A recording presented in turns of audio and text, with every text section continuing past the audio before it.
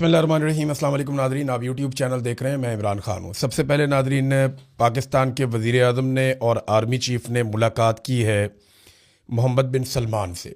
ये सऊदी वली अहद हैं और सऊदी अरब का इंतज़ाम इनके ज़ेर निगरानी है इस वक्त, और ये जंग का माहौल है। इसमें जो है वो ईरान के साथ पूरे खित्ते में एक कशीदगी जारी है। आबनाए हुर्मुज़ ईरान ने बंद किया हुआ है। अमेरिका और इसराइल ने इस लड़ाई का आगाज़ किया था।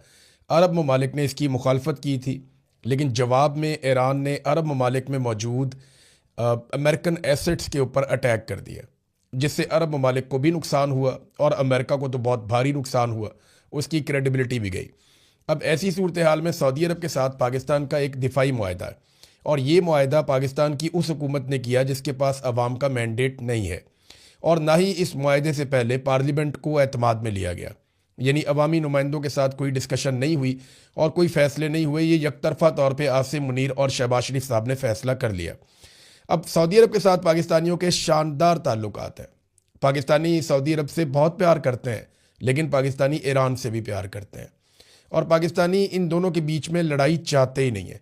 अब जो तासुर बन रहा है, इससे पहले कि मैं आपको वो बताऊं, पहले ये देख लें कि जो खबर चलवाई गई पाकिस्तान के मीडिया पर और जानबूझकर खबर चलवाई गई, वो खबर क्या है, यानी जिस तरीके से इस खबर को पोर्ट्रे किया गया वो ज़्यादा इम्पॉर्टेंट है।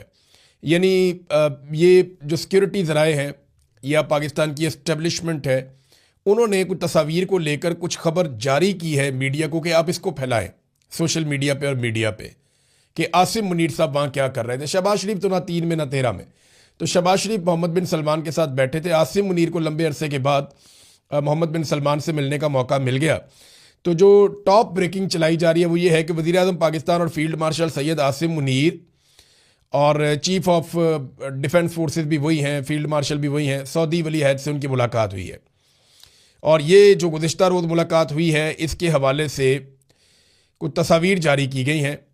फील्ड मार्शल आसिम मुनीर को अफवाज पाकिस्तान के कॉम्बैट ड्रेस, यानी जो लिबास उन्होंने ज़ेब तन किया हुआ था वो जंगी लिबास है, उसमें देखा गया, जो इंतहाई गैर मामूली अहमियत का हामिल है। ये जुमले याद रखिएगा, ये फ़ौज के बनाए हुए जुमले हैं, क्योंकि मैं उनके सिस्टम को समझता हूँ। अब बेशुमार प्रेस रिलीज आती थी तो ये उस तरह का है। इसका ये जो सहाफ़ी, जो लोग ये ट्वीट कर रहे हैं, ये उनकी काबिलियत नहीं है या उनका अंदाज भी नहीं है। तो उसमें यह कि अमूमी तौर पर बैरूनी दौरों के दौरान सिपा सालार जो है वो सेरेमोनियल लिबास ज़ेब तन करते हैं, यानी जो अमूमी एक लिबास होता है वो पहनते हैं। लेकिन इस मुलाकात के दौरान सिपा सालार ने कॉम्बैट ड्रेस में उनका मौजूद होना पाकिस्तान की अपने दरीना बरादर मुल्क सऊदी अरब के साथ मुकम्मल यकजहती का इजहार है, और दिफाई मुआहदे के तनाजुर में सऊदी अरब के दिफा के लिए कोई दकीका फरोगुजाश्त नहीं करेगा, इन्हें कोई कसर नहीं छोड़ेंगे। सऊदी अरब का दिफा हम करेंगे। Pakistan is ready. ये जो लिबास पहना आर्मी चीफ ने, ये उससे मतलब लिया जा रहा है, बल्कि मतलब बताया जा रहा है। ये सऊदी अरब के अंदर आर्मी चीफ ने जो लिबास पहना, इसके ऊपर मीडिया ने बात नहीं की, इसके ऊपर हमने बात नहीं की, इसके ऊपर किसी ने बात नहीं की।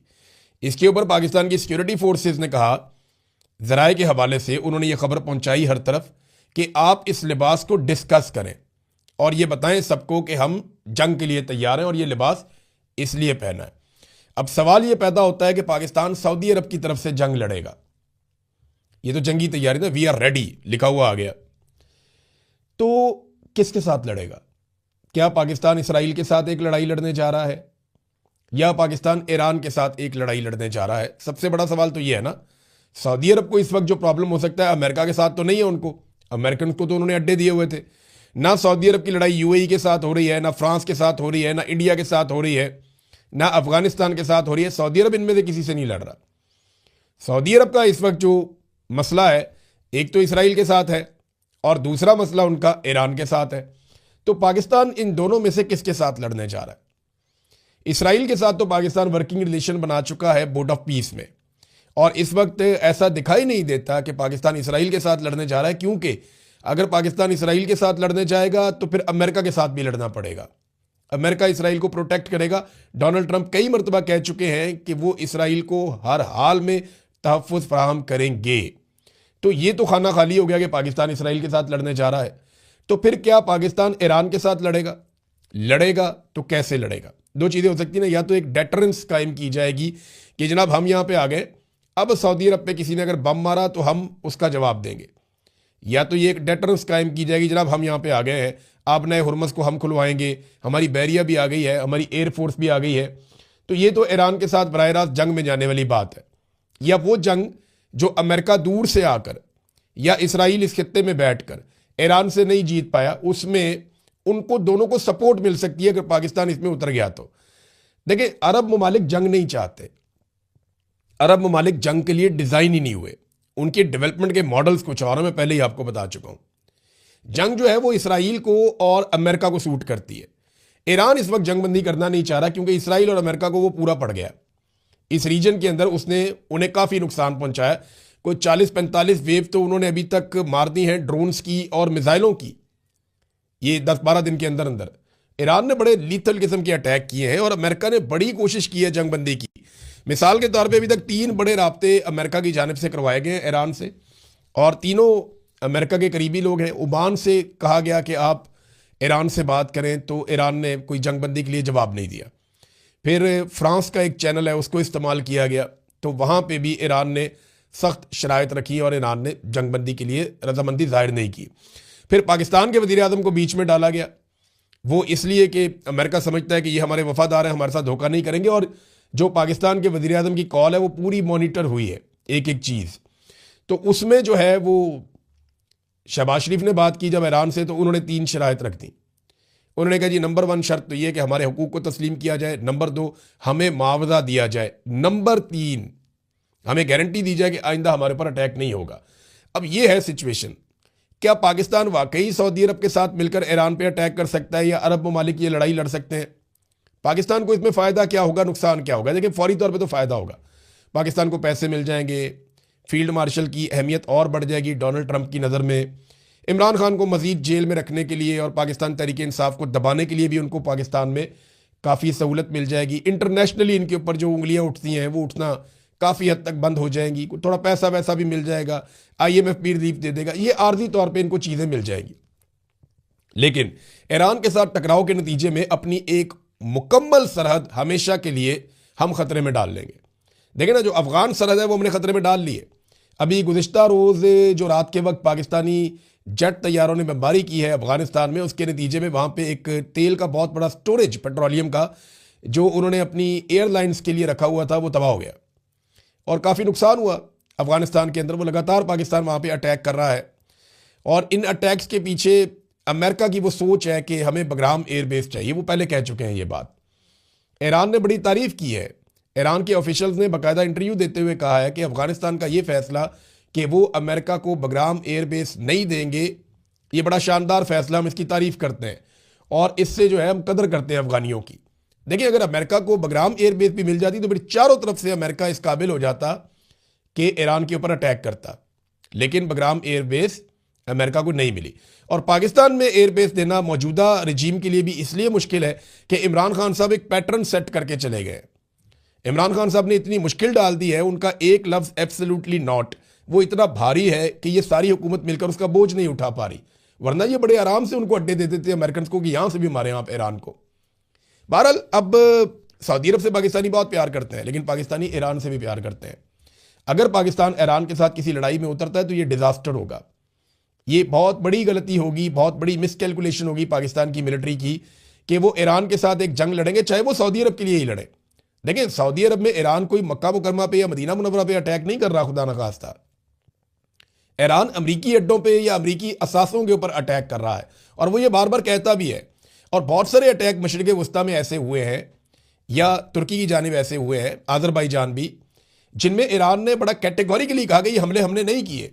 जो किए हैं उनको वो मानते हैं, जो नहीं किए वो कहते हैं जी हमने नहीं किए। और ये अरब ममालिक और बाकी लोग भी ये कहते हैं जी ठीक है, हम ये बात तस्लीम करते हैं कि ईरान ने ये हमले नहीं किए। अब लेकिन वो कोई भी ये नहीं बताता कि वो हमले कर कौन रहा है, फॉल्स फ्लैग ऑपरेशन कौन कर रहा है। देखें, अमेरिका के अंदर बहुत बड़े बड़े तज्जियाकार हैं, बहुत बड़े जर्नलिस्ट हैं, टकर कार्लसन हैं, कुछ और लोग हैं, वो ये कैटेगोरिकली कहना शुरू हो गए हैं कि कोई बड़ा फॉल्स फ्लैग ऑपरेशन होने वाला है। वो लोग ये कहते हैं कि 9/11 की तर्ज का कोई बहुत बड़ा हादसा होने वाला है, या तो ये गल्फ में हो जाएगा, आबनाए हुरमज में हो जाएगा, या ये अमेरिका के अंदर कहीं हो जाएगा। और ऐसे किसी इंसिडेंट के बाद एक जवाब बनाया जाएगा कि ज़्यादा बड़ी फोर्स के साथ ईरान पे अटैक किया जाए और ज़्यादा ब्रूटल अटैक किया जाए। देखिए, ईरान का नुकसान बहुत ज़्यादा हो रहा है। जो लोग ये समझते हैं कि एक तरफा ईरान मारता चला जा रहा है, ऐसा नहीं है। उन्होंने बड़ा खौफनाक अपना नुकसान बर्दाश्त भी किया है। जो इस वक्त एक रिपोर्ट है रेड क्रिसेंट की, वो मैं आपके सामने रख देता हूं। रेड क्रिसेंट ने बताया कि 20,000 से जायद टारगेट्स को निशाना बनाया गया अमेरिका और इसराइल की जानिब से ईरान में। और जो रिपोर्ट बता रही है वो कह रही है 24,531 सिविलियंस के जो यूनिट्स हैं उनको तबाह किया गया है। और इसके अलावा जनाब सिविलियंस और दूसरे यूनिट्स को तबाह किया गया है। इसमें 19,775 यूनिट रेजिडेंशियल हैं, जो रिहायशी इमारतें हैं 19,775 उन्हें तबाह किया गया। 4,511 बिजनेस यूनिट्स, कारोबारी जो यूनिट्स हैं उनको तबाह किया गया है। उसके अलावा 69 स्कूल तबाह कर दिए गए हैं। 195 टीचर्स और स्टूडेंट जो हैं वो अभी भी जख्मी अस्पतालों में पड़े हुए हैं। रेड क्रिसेंट के 16 जो फैसिलिटीज हैं उनको तबाह किया गया है। 21 रेस्क्यू एंड रिलीफ व्हीकल्स को और 19 एम्बुलेंसों को तबाह किया गया है। ये तबाही रुक नहीं रही, ईरान में बहुत बड़ी तबाही हो रही है, लेकिन इसके बावजूद ईरान लड़ रहा है और मुकाबला कर रहा है। अभी ये जुमे के दिन ईरान में इतने बड़े इज्तिमात हुए कि सारी दुनिया हैरान हो गई। अमेरिका चाहता था कि ईरानी निकलें ईरान के अंदर मौजूदा रजीम के खिलाफ, लेकिन हुआ क्या कि ईरानी बहुत बड़ी तादाद में निकले, और इतनी बड़ी तादाद में जंग ज़दा मुल्क के अंदर लोगों का निकलना हैरान कुन है। धमाके भी होते हैं और लोग खड़े भी रहते हैं, लोग वहाँ से भागते भी नहीं हैं। और दूसरी जानिब अगर आप इसराइल के अंदर देखें तो हू का आलम है, कोई दिखाई नहीं देता। दोनों जगह पे बड़ी अजीबोगरीब किस्म की रिपोर्टिंग हो रही है।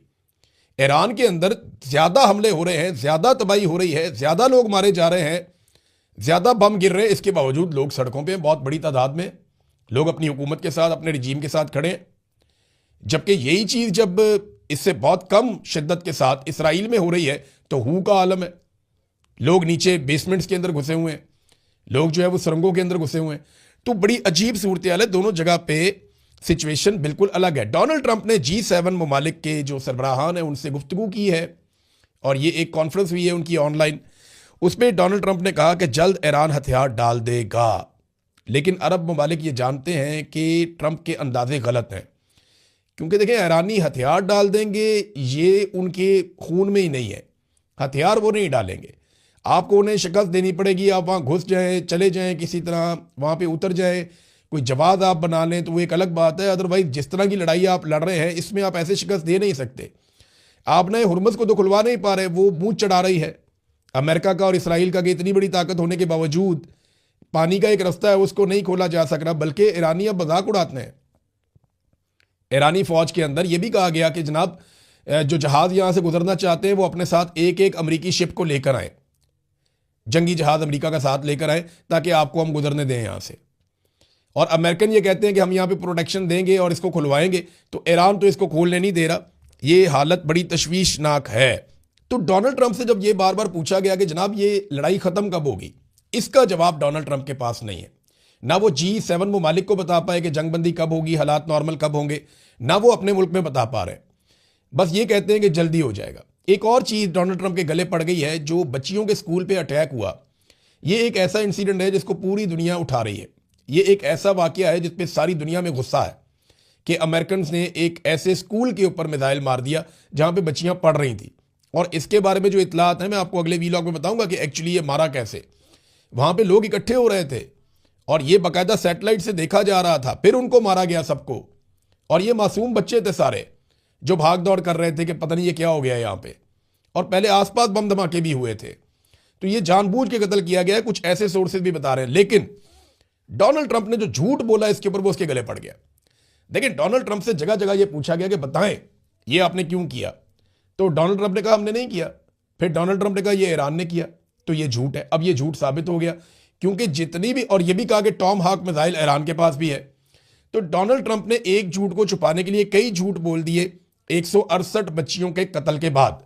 अब ये मामला अमेरिका के अवानों के अंदर उठाया जा रहा है, अमेरिका के मीडिया के अंदर उठाया जा रहा है, और हर जगह पे ये बात की जा रही है कि अमेरिकी सदर झूठ बोलता है।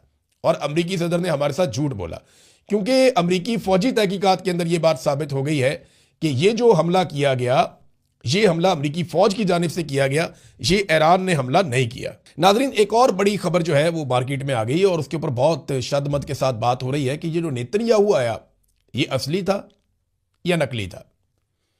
यानी नेतन्याहू मीडिया के सामने तो नहीं आया, एक ऑनलाइन किस्म की प्रेस कॉन्फ्रेंस की है नेतन्याहू ने। अब ये शख्स असली था या नकली था, इसके बारे में बहस शुरू हो गई है। बहुत सारे लोग दावा कर रहे हैं उसकी बॉडी लैंग्वेज दिखा के, उसके हाथों की हरकत दिखा के, तस्वीर निकाल के कि ये असली नेतन्याहू नहीं है। असली नेतन्याहू है या नहीं है, ये कोई आर्टिफिशियल इंटेलिजेंस का बना हुआ नेतन्याहू है, या ये सवाल जवाब जो है ये फिक्स करके बनाए गए हैं, ये चक्कर क्या है। अब ये सवालात उठाए जा रहे हैं, ये बातें की जा रही हैं, लेकिन कोई किसी के पास सबूत नहीं है। बहरहाल मार्केट है, जंग में आपको पता है प्रोपेगेंडा बहुत तेजी से फैलता है। जंग के अंदर पहला कत्ल जो है वो सच का हो जाता है और झूठ प्रिवेल करता है। नाजरीन, बहुत सारी और खबरें हैं, बहुत सारी और चीज़ें हैं, मैं आपके साथ शेयर करूंगा नेक्स्ट वीलॉग में। अब तक के लिए इतना ही। अपना ख्याल रखिएगा, अपने इस चैनल का भी। अल्लाह हाफिज़।